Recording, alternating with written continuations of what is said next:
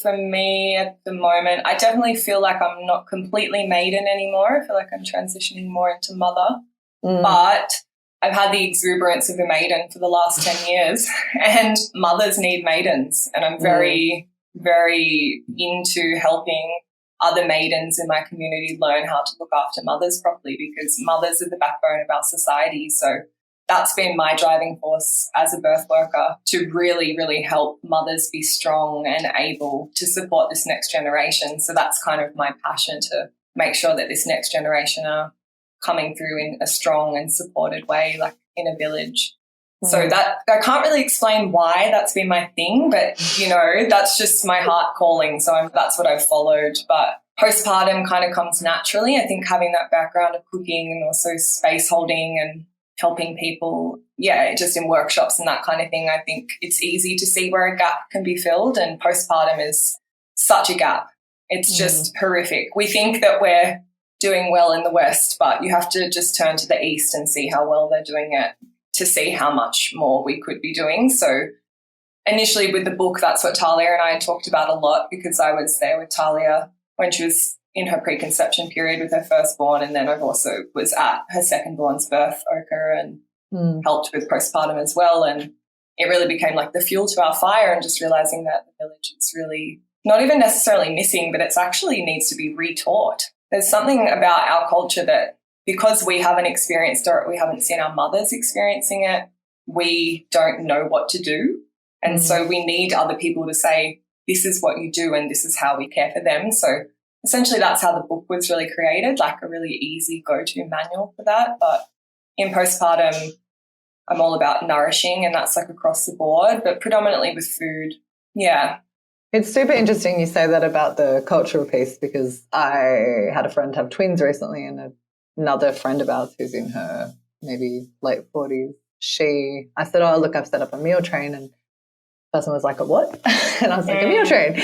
Just like, I've never heard of this. And I was like, well, we all make food and bring it to the family. And she was like, oh, when I had kids, you didn't do that. And I was like, well, what do people do? And she's like, I don't know, you just ate, your husband made food, or and I was like, oh, it's such an interesting, it's only been, she's 10 years older than me. Yeah. It wasn't even on her radar when she had children. And I think there's stuff we really take for granted, especially in the Shire, where there is such an awareness, I think, of postpartum being important. It's still not perfect, but it's getting better. Yeah. But I think there's this real lack of awareness of there's those big changes like grief, birth. People often back away. It's almost like, oh, yes, I'll give you space and then I'll kind of lean in later. And it's almost like a reminder to people that it's actually really great to lean in, and maybe they don't know what they need or what to ask for, but bring them food, bring them a treat, make them a cake, there's some sort of basic things we can do. And that's what I loved about the book. You guys had some stuff around boundary setting that was really awesome for families. You had all the great recipes. You talked about different sort of ceremonial aspects around whether it's like closing the bones or any of those kind of things. So I think that sort of stuff, more and more bringing that awareness through is so important. And it's kind of what your work is about, with this shamanic dimension of your work. It's we need to honour, you're feeling that transition already, you're maiden to motherhood transition. So many women I speak to don't even observe that change until they're a couple of years postpartum, and they're like, oh my God, I'm a totally different person. And so what, have you been sort of tuning into that through your practice, or is it just a kind of awakening that you're feeling that motherhood is calling, or what's that feeling like for you?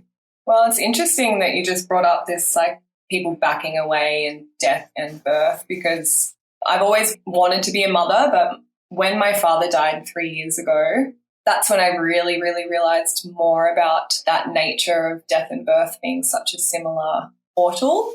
Very much not like Hollywood, as we're all shown in the movies, very gentle, humbling, very different, very ceremonial act.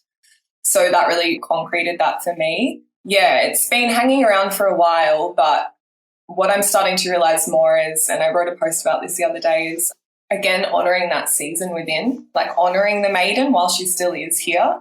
And by doing that, that's having fun, enjoying moments of silence, doing all the things that I want to do, because I watch my friends around me, not be able to do that anymore. And in society, I think we have a lot of lost mothers who have a tendency to hold on to the maiden because they haven't been celebrated or witnessed in that shift or that rite of passage correctly. And so, like you're saying, postpartum, it's 4 years down the track and they're like, oh my God, like what just happened to me? So I try to really honour those seasons within myself, but I also like to facilitate that for other people. And as much as closing of the bones is a postpartum practice, there are some people who open up closing of the bones for people that have gone through death as well. And so I even experienced my own closing of the bones on the grief and the death around my father to help close that portal down as well. So, yeah, motherhood is like something that I think about, and I feel like I do embody that archetype of the mother for many people, but I do like to honour the maiden as well because she has a place, and I don't want to be a mother in a few years that's still trying to hold on to my maidenhood.